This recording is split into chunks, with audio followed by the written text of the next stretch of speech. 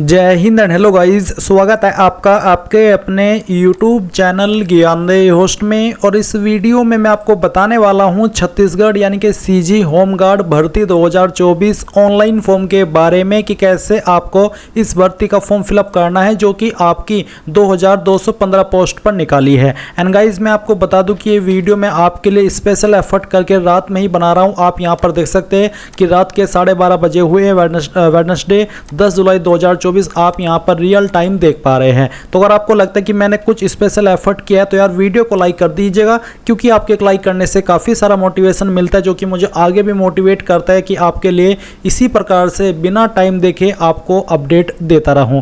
And अगर आप channel के ऊपर नए हैं तो चैनल को सब्सक्राइब करके बेल आइकन ऑन कर लीजिए, क्योंकि जब तक ये वैकेंसी कंप्लीट नहीं हो जाती तब तक आपको इसके बारे में यहाँ पर अपडेट मिलते रहेंगे। अगेन गाइज पॉइंट पर आते हैं, और मैंने आपको इस वीडियो के डिस्क्रिप्शन में हमारी ऑफिशियल वेबसाइट jobsgyan.in का लिंक दिया है। ये लिंक आप ओपन करेंगे तो आपके सामने इस भर्ती की जानकारी आएगी, जहां पर आपको जानने को मिलेगा कि 2215 पोस्ट है। एज लिमिट आपकी कितनी रखी गई है वो आप देख सकते हैं, 19 से 40 साल रखी गई है। फॉर्म आप लोग 10 जुलाई 2024 से लेकर के 10 अगस्त 2024 तक भर पाएंगे। फीस यहाँ पर अनरिजर्व्ड यानी कि आपका जनरल और ओबीसी के लिए 300 है, SC ST के लिए यहाँ पर 200 रुपये एप्लीकेशन फीस है। अप्लाई करने के लिए 8वीं 10वीं 12वीं पास की योग्यता मांगी है। एंड यहाँ पर आप ऑफिशियल नोटिफिकेशन के ऊपर क्लिक करके जो इसका ऑफिशियल नोटिफिकेशन है वो भी रीड कर सकते हैं। आपको यहाँ पर बहुत ही अच्छे से हिंदी के अंदर सभी जानकारी जानने को मिल जाएगी, और कैटेगरी वाइज और डिस्ट्रिक्ट वाइज आपकी जो वैकेंसी डिटेल है वो भी आप यहाँ पर देख सकते हैं। सैलरी के बारे में भी आपको यहाँ पर बोला है, शैक्षणिक अर्हता के बारे में बोला है, सामान्य वर्ग, अन्य पिछड़ा वर्ग तथा अनुसूचित जाति के लिए 12वीं प्रणाली के अंतर्गत 10वीं कक्षा यानी कि जो जनरल है, ओबीसी है और SC है उनके लिए यहाँ पर 10वीं की योग्यता मांगी है, और बोला है अथवा हायर सेकेंडरी यानी कि 10वीं की बेसिकली आपसे बोला है। और जो कैंडिडेट यहाँ पर ST से बिलोंग करते हैं वो अगर 8वीं पास है तब भी वो इस पर अप्लाई करने के लिए एलिजिबल है। और जो फिजिकल एलिजिबिलिटी है कि हाइट कितनी होनी चाहिए, चेस्ट कितनी रहनी चाहिए, वो भी आप यहाँ पर देख सकते हैं हिंदी के अंदर। तो ये सभी जानकारी चेक करने के बाद में अब अगर आप इसमें एलिजिबल है और इंटरेस्टेड है फॉर्म को भरने के लिए, तो आप कैसे भरेंगे। इसके लिए गाइज आप यहाँ पर इंपॉर्टेंट लिंक के सेक्शन में ही अप्लाई ऑनलाइन लिंक ओपन करेंगे, आपके सामने वेबसाइट आएगी। यहाँ पर आ जाने के बाद में आप रजिस्टर के ऊपर क्लिक करेंगे। अब इसके ऊपर क्लिक करने के बाद आपके सामने कुछ ऐसा इंटरफेस आ जाएगा। यहाँ पर गाइज जो भी जानकारी आप भरेंगे वो आपको 10th के सर्टिफिकेट या फिर 8वीं के सर्टिफिकेट के अकॉर्डिंग भरनी है। तो ये सभी आप यहाँ पर इंफॉर्मेशन चेक करने के बाद post applying for home guard man and women general duty या फिर होमगार्ड वुमेन हॉस्टल ड्यूटी, तो आप किसके लिए अप्लाई कर रहे हैं, तो जिसके लिए भी कर रहे हैं वही आप सिलेक्ट कर लीजिए। अगर आप मेल है तो आप पहले वाला सिलेक्ट कर लीजिएगा, और फिर यहाँ पर नाम में मिस्टर मिसेज क्या है वो आप सिलेक्ट करिए, और इसके बाद जो आपका नाम आपके सर्टिफिकेट के अंदर है वो नाम आपको यहाँ पर भरना है। उसके बाद आप यहाँ पर फादर नेम देंगे, शादी हो चुकी है तो पति का नाम, नहीं तो पिता का नाम ही देना है। डेट ऑफ बर्थ आपकी क्या है वो आप यहाँ पर कैलेंडर के ऊपर क्लिक करके सिलेक्ट करेंगे, ईयर फिर मंथ और उसके बाद में डे, तो आपका डेट ऑफ बर्थ आ जाएगा।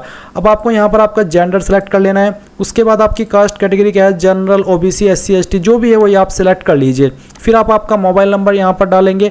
उसके बाद मोबाइल नंबर को दोबारा डाल करके वेरीफाई करेंगे। अपना ईमेल एड्रेस डालेंगे, ईमेल एड्रेस को दोबारा डाल करके यहाँ पर वेरीफाई कर देंगे। नाउ गाइज यहाँ पर आपके सामने एड्रेस डिटेल आती है। तो सबसे पहले कोरस्पोंडेंस एड्रेस यानी कि जो आपका प्रेजेंट एड्रेस है, जहाँ पर आप करंट में रह रहे हैं वो एड्रेस आपको यहाँ पर भरना है। जो भी एड्रेस है वो आप यहाँ पर लाइन 1, 2 के अंदर लिख दीजिएगा, थोड़ा थोड़ा पार्ट, और फिर जो आपका विलेज है या फिर आपका जो टाउन है वो आप यहाँ पर लिखिएगा। उसके बाद में जो आपका पोस्ट ऑफिस है, पोस्ट ऑफिस आपको यहाँ पर भर देना है, जो भी आपका पोस्ट ऑफिस लगता है। पुलिस स्टेशन कौन सा है, कहाँ पर लगता है, नज़दीकी पुलिस स्टेशन वो आप यहाँ पर लिखेंगे। स्टेट आपकी छत्तीसगढ़ रहेगी, क्योंकि छत्तीसगढ़ के कैंडिडेट ही इसको अप्लाई कर सकते हैं। और फिर आपकी डिस्ट्रिक्ट कौन सी है वो डिस्ट्रिक्ट आप यहाँ पर सिलेक्ट कर लीजिए। उसके बाद आपकी डिस्ट्रिक्ट का या फिर जो भी आपका पिन कोड लगता है आपके एड्रेस के अकॉर्डिंग वो पिन कोड आप यहाँ पर लिख देंगे। इस तरफ है कि क्या आपका परमानेंट एड्रेस और कोरोस्पोंडेंस यानी कि प्रेजेंट एड्रेस एक ही है, यानी कि अगर आपका परमानेंट और प्रेजेंट एड्रेस एक ही है, अलग अलग नहीं है, तो आप यहाँ पर यस कर दीजिए। अगर अलग है तो आप नो करके जो आपका परमानेंट यानी कि स्थायी पता है वो स्थायी पता आप यहाँ पर भर दीजिए। उसके बाद नीचे आएंगे यहाँ पर आती है अदर इन्फॉर्मेशन, जहाँ पर आइडेंटिफिकेशन मार्क। आइडेंटिफिकेशन मार्क का मतलब है कि आपकी बॉडी के ऊपर ऐसा निशान जिससे आपकी बॉडी की पहचान होती है। ये इसलिए लिया जाता है कि कहीं आप अपनी जगह पर किसी और को भर्ती ना करा दें, या फिर अपनी जगह पर किसी और से आपका जो एग्ज़ाम होता है या सिलेक्शन प्रोसेस है वो कंप्लीट ना करा दे। फिर पूछे क्या आप नक्सल प्रभावित है, अगर हाँ तो यस, नहीं तो आप नो करेंगे।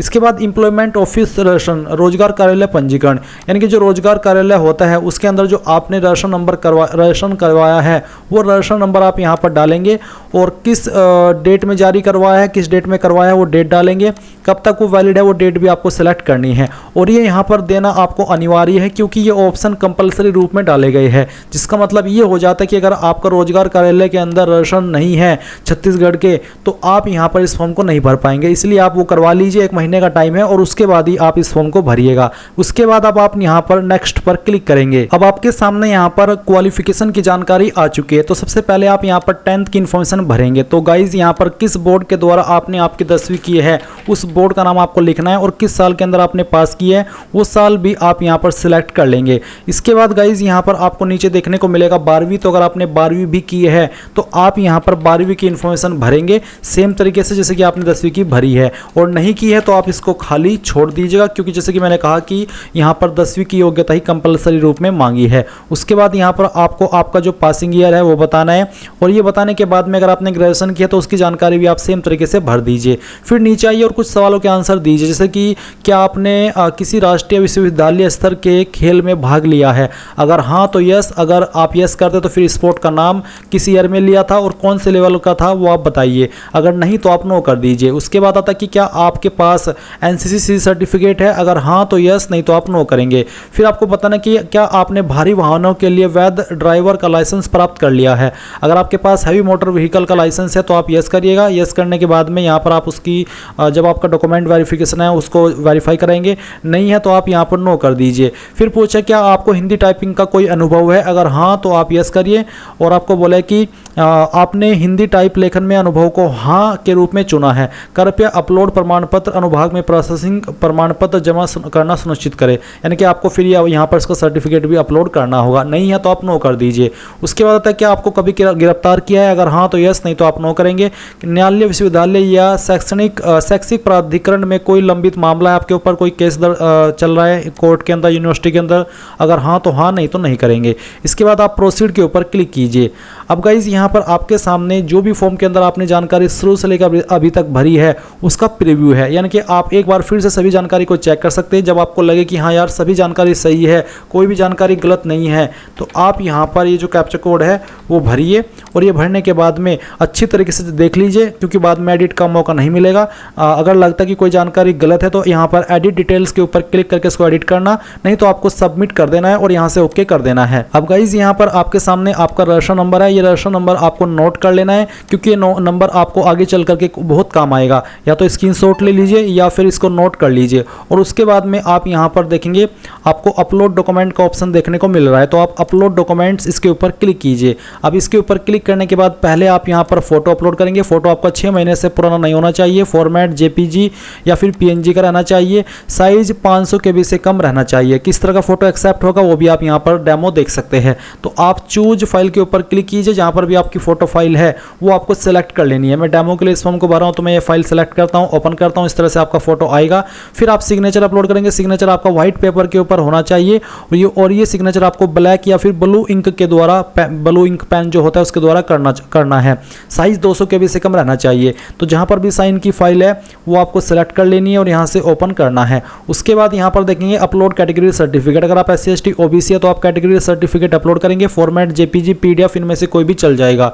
तो आप चूज फाइल के ऊपर क्लिक कीजिए, जहाँ पर भी आपकी सर्टिफिकेट है कैटेगरी की वो आप सेलेक्ट कीजिए और यहाँ पर वो फाइल का नेम आ जाएगा। फिर जो आपका रोजगार कार्यालय के अंदर रेशन है वो रेशन का जो सर्टिफिकेट है वो आपको अपलोड करना है। जो आपका परमानेंट एड्रेस का प्रूफ है जिसमें कि आप आधार कार्ड अपलोड कर सकते हैं या फिर जो भी आपके पास ID है वो अपलोड करेंगे।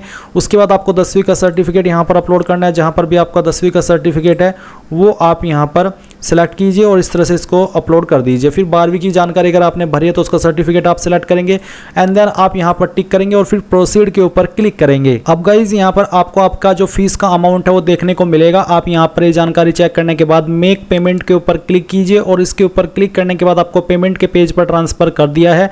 आप आपकी एप्लीकेशन फीस यूपीआई क्यूआर के कोड के माध्यम से भी कर सकते हैं, कार्ड के माध्यम से कर सकते हैं, नेट बैंकिंग के माध्यम से कर सकते हैं, वॉलेट के माध्यम से कर सकते हैं, यानी कि सभी ऑप्शन आपके पास अवेलेबल है। तो जिस भी माध्यम से आपको फीस जमा करनी है वही माध्यम आप यहाँ पर सिलेक्ट कर लीजिए और जैसे ही आपकी फीस जमा हो जाएगी तो आपको इसी वेबसाइट पर रिडायरेक्ट किया जाएगा जहां से आपने फॉर्म भरना स्टार्ट किया और आप आपके फॉर्म का फाइनल प्रिंट आउट ले पाएंगे। सो गाइज इस तरह से आप लोग छत्तीसगढ़ या फिर कह लीजिए कि सीजी होमगार्ड ऑनलाइन फॉर्म 2024 को भरेंगे।